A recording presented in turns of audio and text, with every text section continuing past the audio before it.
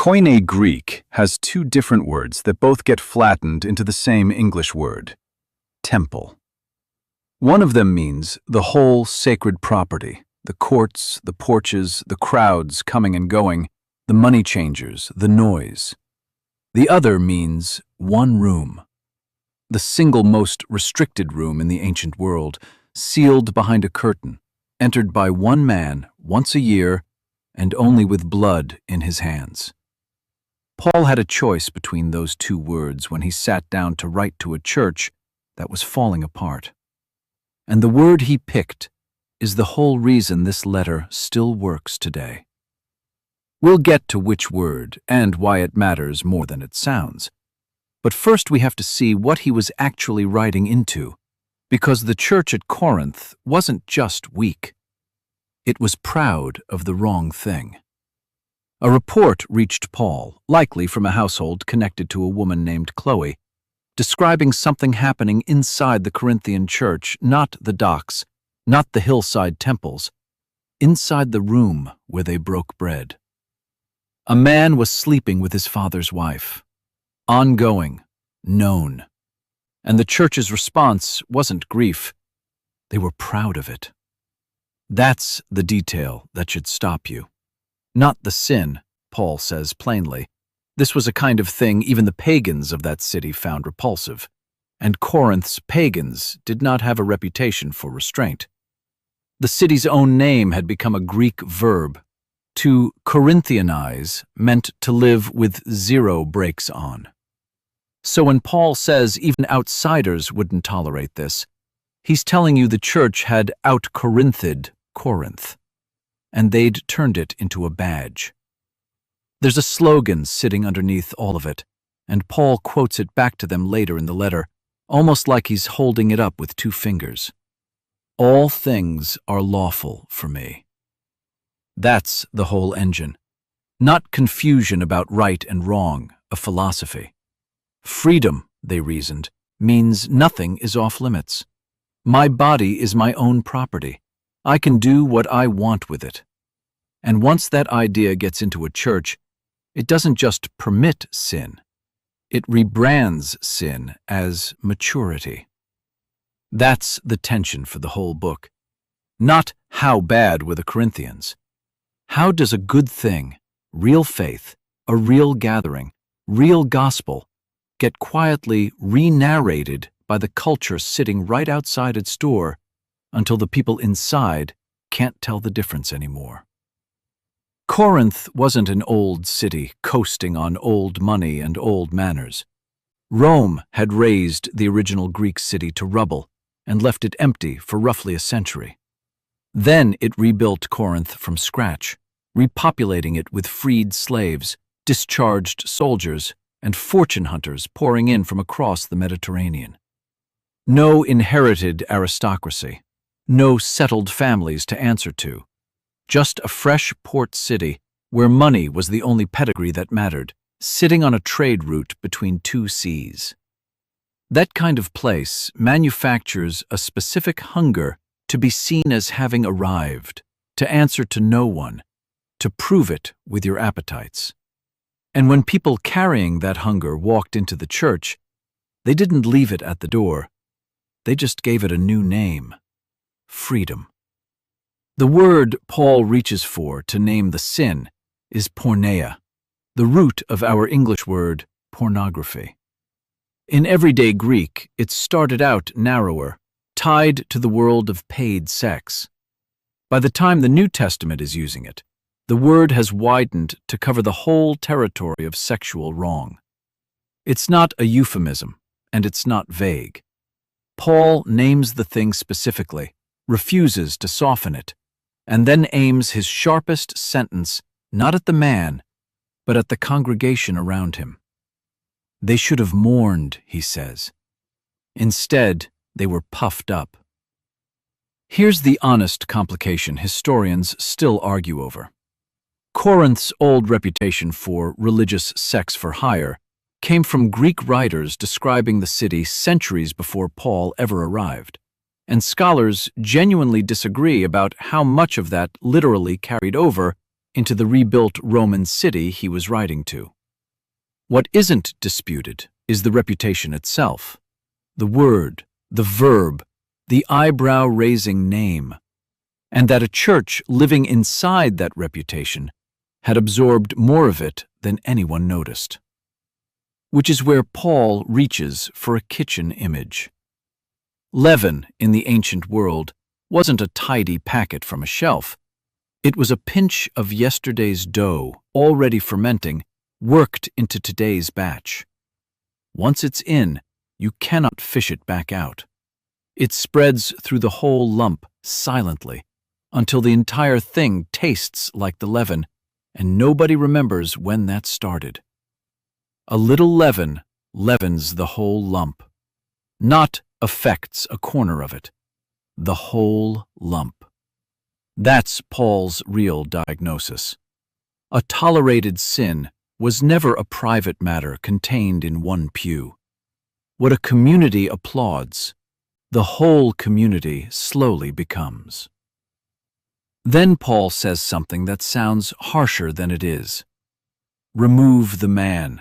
Hand him over to Satan. Don't even share a meal with him. Slow down on that, because the whole thing hinges on one clause Paul adds almost in passing. So that his spirit may be saved. This was never punishment for its own sake. In that world, to be inside the church's fellowship was to be inside a kind of shelter, covered, protected, walked alongside. The man had already chosen to step outside that shelter with his life.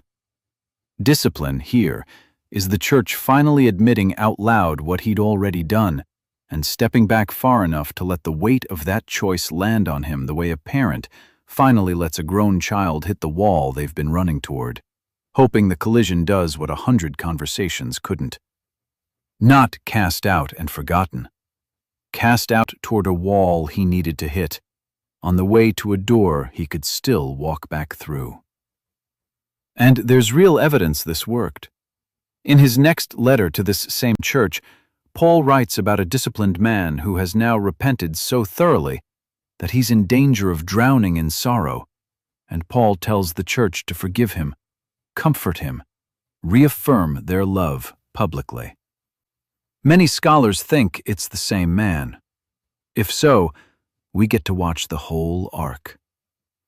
A scandal, a church that finally took it seriously, a discipline that stung exactly as much as it needed to, and a family that opened the door back up the moment he turned around.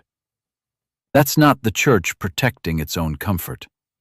That's a church that loved someone enough to tell the truth and loved him enough to take him back. If you've ever been on the receiving end of church discipline that felt like rejection with no way home, that's not what Paul is describing here. His version has a return address built into it from the start. Quick word before we keep going. If walking through a passage like this slowly, with the history and the language behind it, is giving you something real, consider becoming a channel member.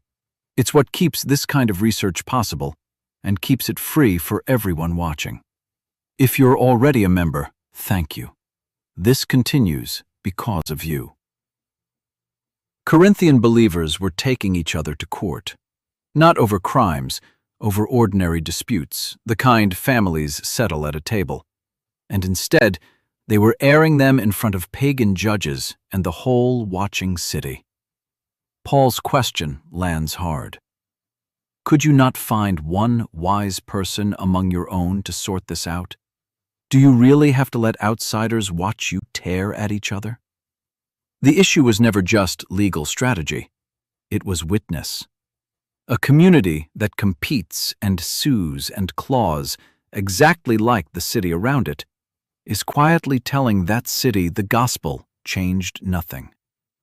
And then Paul does something that still catches people off guard. He runs a list of disqualifying sins, and he doesn't rank them. Sexual sin sits in the same line as greed, theft, swindling, verbal abuse.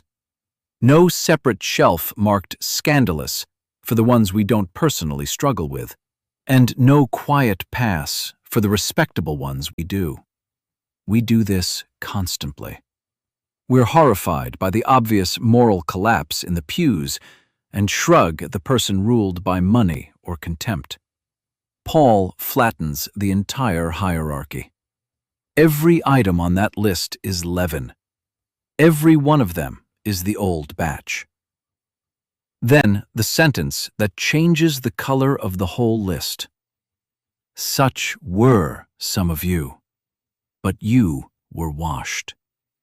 Past tense. Something happened.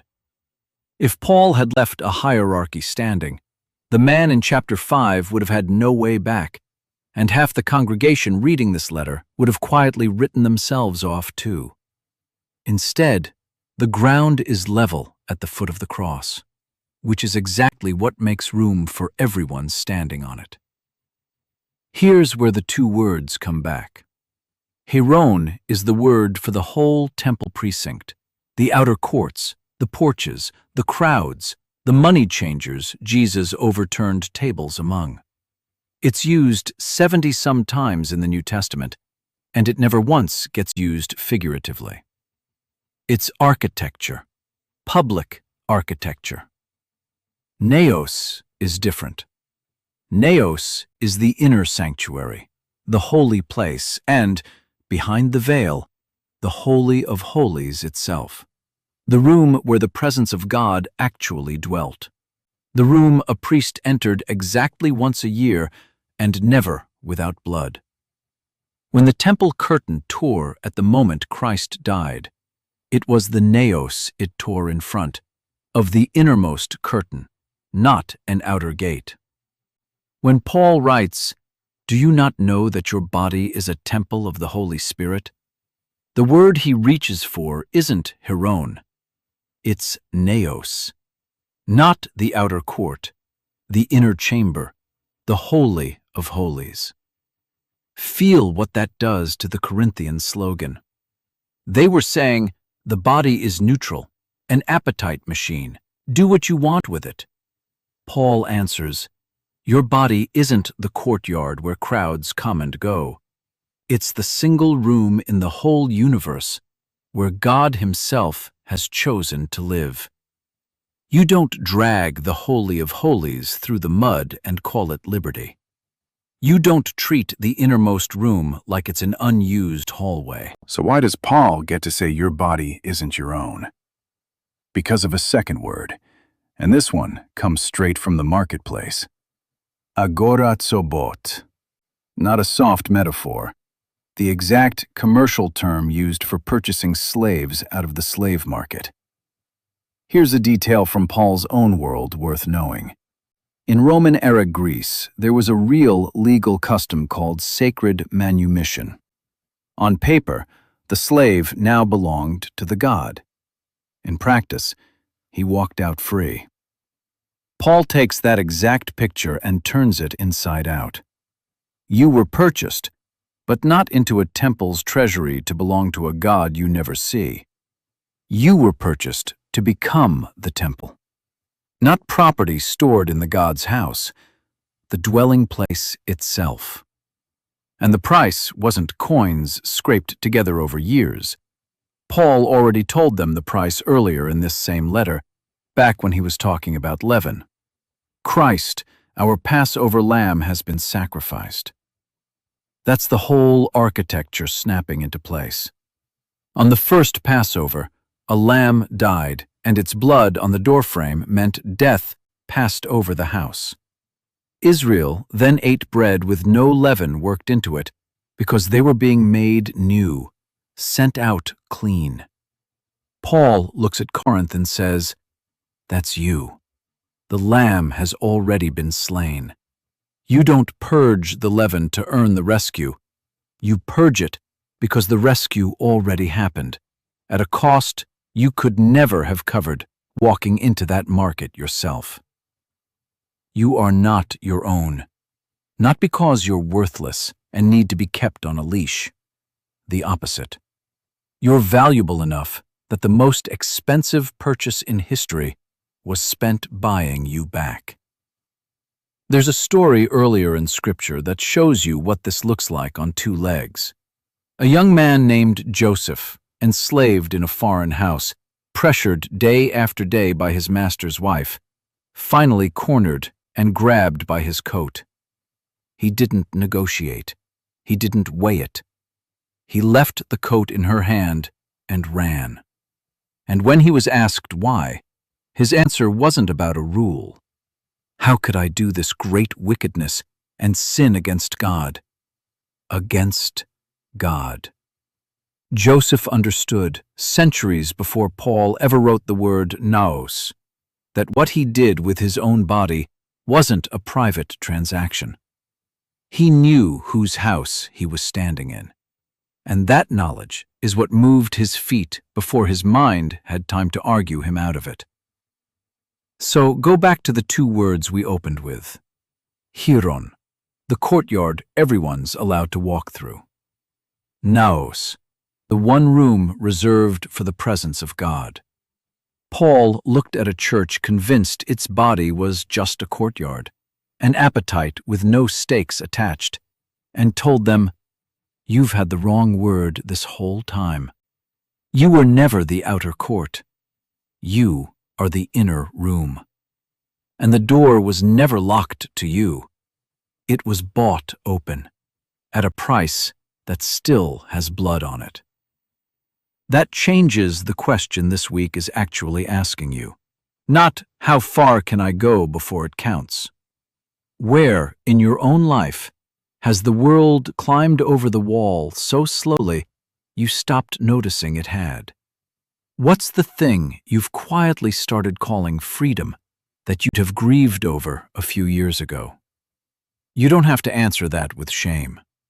Answer it with the truth underneath it, that whatever room you've let the world wander through, it was never an empty hallway to begin with. Someone already paid for it, already moved in, and is still waiting for you to treat it like what it actually is.